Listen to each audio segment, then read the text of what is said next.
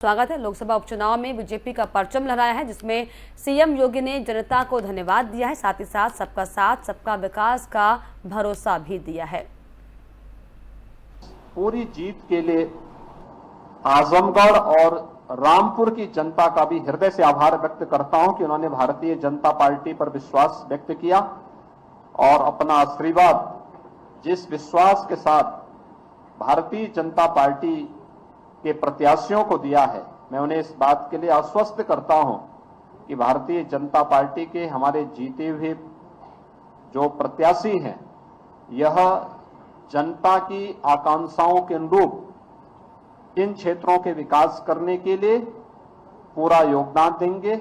इस बात का भी मैं आश्वासन देता हूं कि किसी भी प्रकार के भेदभाव से परे सबका साथ, सबका विकास, सबका विश्वास और सबके प्रयास की भावनाओं के साथ इन दोनों क्षेत्रों के भी समग्र विकास के लिए सरकार पूरी मजबूती के साथ कार्य की है और आगे भी कार्य करेगी। चुनाव में 2/3 से अधिक सीटें भारतीय जनता पार्टी के पक्ष में देने के बाद विधान परिषद के चुनाव हुए। विधान परिषद के चुनाव में भारतीय जनता पार्टी प्रचंड बहुमत के साथ सभी सीटों पर विजयी हुई। विधान परिषद चुनाव के बाद 2 सीटों पर लोकसभा के उपचुनाव हुए हैं और इन दोनों सीटों पर भारतीय जनता पार्टी ने आजमगढ़ में से दिनेश लाल यादव निरोवा, जो भोजपुरी के एक लोकप्रिय कलाकार हैं, उन्होंने वहां विजयी प्राप्त की है और साथ ही साथ भारतीय जनता पार्टी के रामपुर लोकसभा उपचुनाव में प्रत्याशी श्री घनश्याम सिंह लोधी ने रामपुर की सीट पर विजयश्री प्राप्त की है। पूरी जीत के रामपुर लोकसभा उपचुनाव में बीजेपी ने शानदार जीत दर्ज की है। बीजेपी के घनश्याम लोधी ने सपा प्रत्याशी असीम रजा को भारी मतों से हरा दिया है। बीजेपी प्रत्याशी लोधी को 3,66,457 मत मिले हैं, तो वहीं समाजवादी पार्टी प्रत्याशी असीम रजा को आपको बताएं कि 3,24,782 मत प्राप्त हुए। वहीं रामपुर में सपा को मिली करारी हार के बाद आजम खान को बड़ा झटका लगा। चुनावी नतीजों पर आजम से सवाल पूछने पर उन्होंने कहा कि इसे ना आप चुनाव कह सकते हैं और ना ही चुनावी नतीजे। चुनावी नतीजे कहाँ है? चुनाव था ही कहाँ? इसे ना आप चुनाव कह सकते हैं ना चुनावी नतीजे कह सकते हैं। 900 वोट का पोलिंग स्टेशन और 6 वोट बस्ती है मुसलमानों की। 500 का पोलिंग मोहल्ला है मुसलमानों का, 1 वोट। जो उम्मीदें थी नतीजा अच्छा नहीं, इसके क्या वजह जी? क्या वजह रही जो इतने नतीजे? अरे भाई, और कैसे वजह बताएं भाई, और क्या वजह बताएं? अब आप बिल्कुल नादान बन जाओ, मासूम बन जाओ, कुछ आपको नजर ही नहीं आए, कुछ आपको दिखे ही नहीं, कुछ आप कहना ही नहीं चाहो, बताने ही नहीं चाहो, सिर्फ सरकार की ढपली बजाओ, सिर्फ उनके पैसों पर मौज मस्ती करो, तो क्या बताएं आपको भाई? आपको क्या बताएं? आप हमें बताओगे या हम आपको बताएं? भाई, लोकतंत्र का स्तंभ आप हो या हम कमजोर लोग? आप बताएंगे हमें।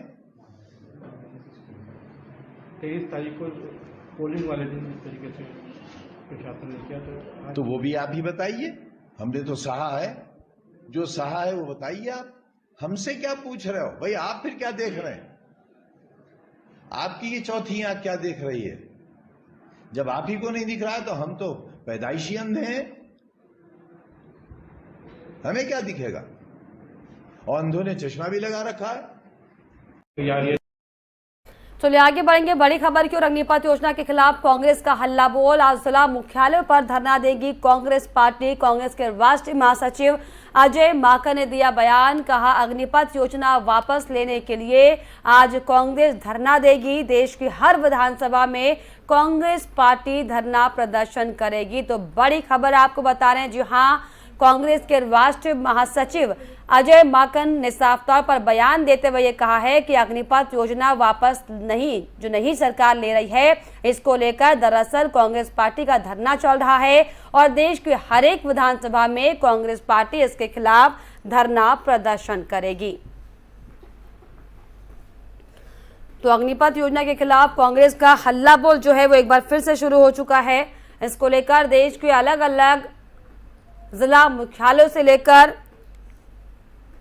विधानसभा में कांग्रेस पार्टी धरना प्रदर्शन करेगी। और इस पर खास जानकारी के लिए हमारे संवाददाता नितिन अवस्थी हमारे साथ जुड़ गए। नितिन, जिस तरीके से कांग्रेस का एक बार फिर से हल्ला बोल शुरू हो चुका है, अग्निपथ योजना को लेकर कांग्रेस धरना प्रदर्शन कर रही है, क्या कुछ जानकारी? बिल्कुल लता जी, देखिए मैं आपको बताना चाहूंगा कि अग्निपथ योजना को लेकर कहीं ना कहीं कांग्रेस ने कल ही पूरी रणनीति बना ली थी, क्योंकि पीएम नरेंद्र मोदी की मन की बात सुनने के बाद कांग्रेस ने डिसाइड किया था कि आज वह 27 जून को सड़कों पर उतरेगी और देश भर में 20 शहरों में प्रदर्शन करने की बात कही जा रही है। 20 राजधानियों में प्रदर्शन करेंगे। और सबसे अहम बात यह है कि महत्वपूर्ण बात यह है कि कांग्रेस जो है वह जहां जहां प्रदर्शन कर रही है वहां पर कहीं ना कहीं जो राहुल गांधी और सोनिया गांधी क्लब जो ईडी का जो शक्ति बीती में देखने को मिली थी, उसको भी देखकर कहीं ना कहीं वो उन वाक्यों को भी उठा रही है। और सबसे अहम बात की जो अग्निपथ योजना जो आई है, सेना में भर्ती की नई योजना अग्निपथ, उसके खिलाफ बीते दिनों में दिल्ली में लगातार प्रदर्शन के बाद कांग्रेस अगले 2 दिनों में देश भर में प्रदर्शन के माध्यम से मोदी सरकार को घेरने की बात कही थी। वो कहीं ना कहीं आज रविवार को ही कल डिसाइड किया था और सोमवार यानी आज 20 राजधानियों में बड़े शहरों में राष्ट्रीय प्रवक्ताओं की फौज उतारने की जा रही है और 10 बजे से 1 बजे के तक 3 घंटे की बात कही जा रही है कि प्रदर्शन चलेगा। इसी कड़ी में लखनऊ में आज विधानसभा के बाहर प्रदर्शन करने की बात कही जा रही है, लेकिन पुलिस बल होने के कारण शायद वह विधानसभा तक न पहुंच पाए, क्योंकि लगातार कहीं ना कहीं 4-चौबंद सुरक्षा व्यवस्था बढ़ाई गई है और विधानसभा तक पहुंचने से कहीं ना कहीं कांग्रेसियों को रोका जाएगा। हो सकता हो कि आज हाउस अरेस्ट हो और इस प्रदर्शन के दौरान नसीमुद्दीन सिद्दीकी, पीएन पुलिया और मोना जो कांग्रेस की नेता है, विधायक है, रह चुकी आराधना मिश्रा मोना, तो वो कहीं ना कहीं वो भी उपस्थित होंगी। और लगातार जितने भी प्रवक्ता हैं कांग्रेस के, वो 20 राजधानियों में अपनी फौज तैयार कर चुके हैं और पूरा सत्याग्रह आंदोलन करने की बात कही जा रही है। जिस तरीके से कांग्रेस पार्टी हर विधानसभा में अलग अलग राज्यों में जिस तरीके से प्रदर्शन करने की बात कह रही है, मामला ज्यादा ना बिगड़े, क्योंकि अक्सर देखा जाता है कि प्रदर्शन की आड़ में किस तरीके से उपद्रव भी निकलकर सामने आ जाता है कई बारी। तो इसको लेकर किस तरीके के इंतजाम सुरक्षा व्यवस्था के लिहाज से अगर देखा जाए तो?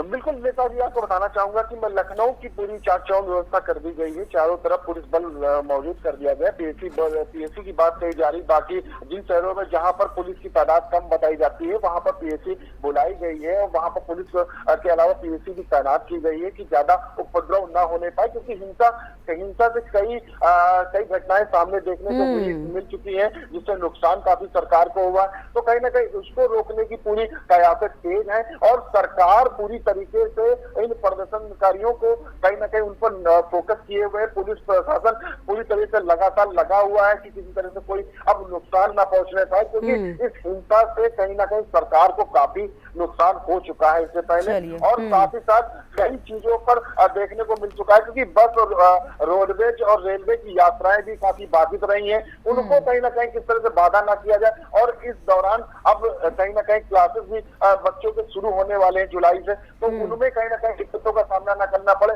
तो इन सबको देखते हुए किसी भी तरह की कोई दिक्कतों का सामना ना करना पड़े, इस प्रदर्शन को लेकर इसको लेकर खास ध्यान रखा गया, जिसके तहत सुरक्षा व्यवस्था के भी इंतजाम किए गए। बहुत शुक्रिया नितिन आपका तमाम जानकारियों के लिए। तो कांग्रेस अलग अलग जगह पर आपको बताया कि अग्निपथ योजना के खिलाफ हालांकि हल्ला बोल कर रही है, लेकिन वहीं दूसरी ओर सुरक्षा व्यवस्था भी चाक चौबंद है।